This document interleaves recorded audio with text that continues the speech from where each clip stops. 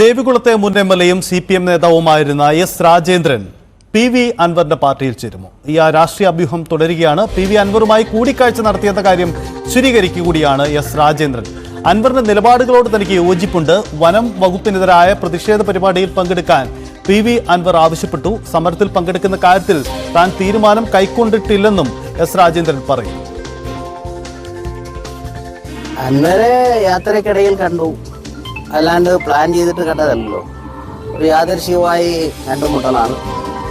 ആശയവിനിമയങ്ങൾ നടത്തി, സംസാരിച്ചു. അതൊരു സൗഹൃദമായി നേരത്തെ പുള്ളി ഞാനെല്ലാം ഓടിച്ചിരുന്ന സമയമുള്ളതുകൊണ്ട് അങ്ങനെ പിന്നെ പുള്ളി ഒരു എല്ലാവരും ഓടിച്ചെന്ന് തിരക്കുന്നതുകൊണ്ട് നമ്മളും കണ്ടപ്പോൾ കണ്ടില്ല എന്ന് പോകാൻ ഒക്കത്തില്ല. അങ്ങനെ കണ്ടു, സംസാരിച്ചു. സംസ്ഥാന തലത്തിലൊരു ജാതി ഉണ്ടെന്ന് പറഞ്ഞു. അപ്പോൾ ജാതിയിൽ സഹകരിക്കണം എന്ന് പറഞ്ഞു. സമരം വനവകുപ്പിനെതിരെയാണ്. നല്ല സമരമാണ്, ആവശ്യമാണ്, ജനങ്ങളുടെ ആവശ്യമാണ്, നടക്കട്ടെ.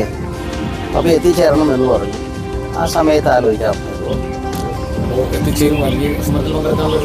നല്ല സമയമുണ്ടല്ലോ. ഡിമാൻഡ് എന്തൊക്കെയാണ് പുള്ളി വെക്കണേ? ഇനിയിപ്പോൾ നമ്മൾ പോകുന്ന വേദിയിൽ ഇപ്പം ഒരു എതിരെ സർക്കാരിനെതിരെയോ അല്ലെങ്കിൽ സർക്കാരിന് വനവകുപ്പ് എന്ന് പറയുമ്പോൾ സർക്കാരിനെതിരെ സ്വാഭാവികമായിട്ടുള്ള വിമർശനമാണ്. പിന്നെ പാർട്ടിക്കെതിരെ എന്തെങ്കിലും പറയുന്നുണ്ടെങ്കിൽ മാത്രമല്ലേ മാറി നിൽക്കാനുള്ള ആ നിലയിൽ ആലോചിച്ചിട്ടേ പോകും. എസ് രാജേന്ദ്രൻ PV അൻവറിന്റെ പാർട്ടിയിൽ ചേരുമോ? അൻവർ നടത്തുന്ന രാഷ്ട്രീയ നീക്കത്തിനൊപ്പം എസ് രാജേന്ദ്രൻ കൂടി ചേരുമോ എന്ന കാര്യമാണ് വ്യക്തത ഉണ്ടാവേണ്ടതുള്ളത്. പ്രിൻസ് ജെയിംസ് ചേരുന്നുണ്ട്.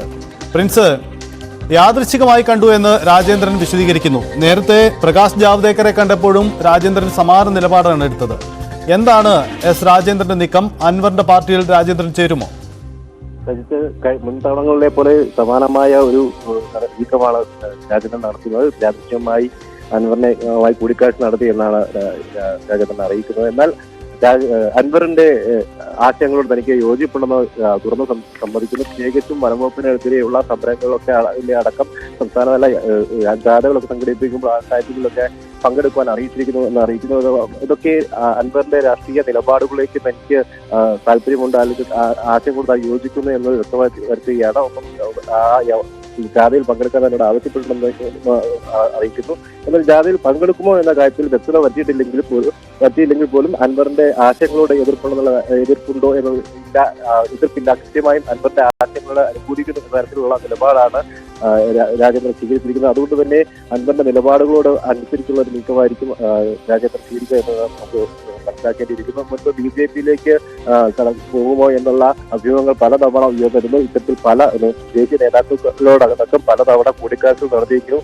കൃത്യമായ ഒരു തീരുമാനം രാജേന്ദ്രന്റെ ഭാഗത്തുനിന്നുണ്ടായിരുന്നില്ല. അതേസമയം കഴിഞ്ഞ പാർലമെന്റ് തെരഞ്ഞെടുപ്പിൽ CPM-ന്റെ തെരഞ്ഞെടുപ്പ് പ്രചാരണ യോഗങ്ങളിൽ മൂന്നാറിൽ പങ്കെടുക്കുന്ന ഒരു സാഹചര്യം കൂടി ഉണ്ടായി. എങ്കിൽ പോലും പിന്നീടും ഈ യോഗങ്ങൾ പങ്കെടുപ്പിക്കുകയോ പാർട്ടി പരിപാടികളിലോ അല്ലെങ്കിൽ സംസ്ഥാന സർക്കാരിന്റെ പരിപാടികളിലോ രാജേന്ദ്രനെ പങ്കെടുപ്പിക്കുന്ന ഒരു നിലപാട് ഇവരെ പാർട്ടി സ്വീകരിച്ചിട്ടില്ല. അതുകൊണ്ട് തന്നെ രാജേന്ദ്രൻ ഇപ്പോഴും CPM-യുമായി അകന്നു തന്നെ നിൽക്കുകയാണ്. എന്തായാലും രാജേന്ദ്രന്റെ നിലപാട് മൂന്നാർ മേഖലയിലെ, പ്രത്യേകിച്ചും ദേവികുളം മണ്ഡലത്തിലെ CPM-ന് മണ്ഡലത്തിലെ തുടർ നടപടികൾക്കൊക്കെ വലിയ വിജയങ്ങൾ സൃഷ്ടിക്കും. പ്രത്യേകിച്ചും തൊഴിലാളി നേതാവായ രാജേന്ദ്രന്റെ തോട്ടം മേഖലയിൽ വലിയ സ്വാധീനമുള്ള ഒരു വ്യക്തി കൂടിയാണ് സജി. അത് വളരെ പ്രധാനപ്പെട്ട നീക്കമായി മാറുകയാണ്. ഈ എസ് രാജേന്ദ്രൻ BJP-യിൽ ചേരുന്നു എന്ന അഭ്യൂഹങ്ങൾ അദ്ദേഹം അത്തരം നീക്കം തള്ളുകയായിരുന്നു. പക്ഷേ CPM-യുമായി വീണ്ടും അടുക്കുന്നു എന്ന സൂചനയുണ്ടായിരുന്നു. പക്ഷേ ഇപ്പോൾ അതൊന്നുമല്ല. CPM-ൽ നിന്നുള്ള അതേ അകൽച്ചയിൽ തന്നെയാണോ രാജേന്ദ്രൻ? അതുകൊണ്ട് രാജേന്ദ്രന്റെ പുതിയ നീക്കത്തിന്റെ സാധ്യത അങ്ങനെ കൂടി കാണാൻ കഴിയുമോ?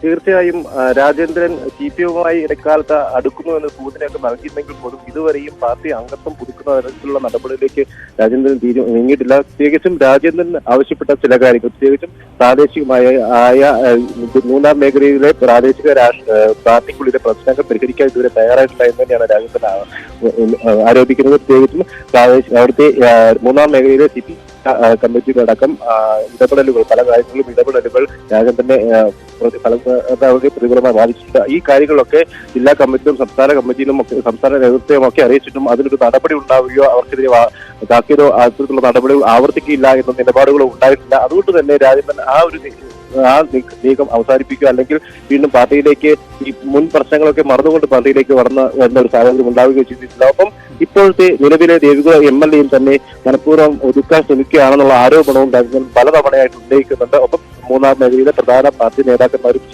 ജില്ലയിലെ MM മണി അടക്കമുള്ള KK വീരേന്ദ്രൻ അടക്കമുള്ള പാർട്ടി നേതാക്കന്മാരും തന്നെ ഒതുക്കാൻ ശ്രമിക്കുന്നു എന്ന് പലതവണ ആവർത്തിച്ചിട്ടുണ്ട്. അത്തരം നിലപാടുകളിൽ നിന്ന് പിന്മാറണം എന്ന് രാജേന്ദ്രൻ പലതവണ ആവശ്യം ഉന്നയിക്കുകയും ചെയ്തിട്ടുണ്ട്. എന്നാൽ ഇത്തരം കാര്യങ്ങളൊന്നും ജില്ലാ നേതൃത്വം സ്വീകരിച്ചിട്ടില്ല. അതുകൊണ്ട് തന്നെയാണ് പാർട്ടി അംഗത്വം പുതുക്കുന്നതിലേക്ക് രാജേന്ദ്രൻ ഇതുവരെ നീങ്ങാത്തത്.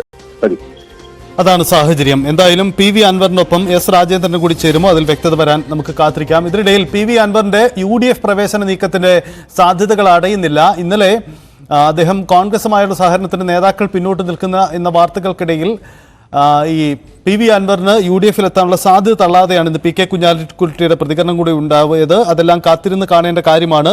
UDF ചർച്ച ചെയ്ത് തീരുമാനിക്കും. കേരള രാഷ്ട്രീയത്തിൽ ഇത്തരം സംഭവങ്ങൾ മുമ്പും ഉണ്ടായിട്ടുണ്ട് എന്നതാണ് കുഞ്ഞാലിക്കുട്ടി ഇന്ന് മാധ്യമങ്ങളെ കണ്ടപ്പോൾ വിശദീകരിച്ചത്. അതുകൊണ്ട് അൻവറിന്റെ UDF പ്രവേശന സാധ്യതകൾ അടയുന്നില്ല.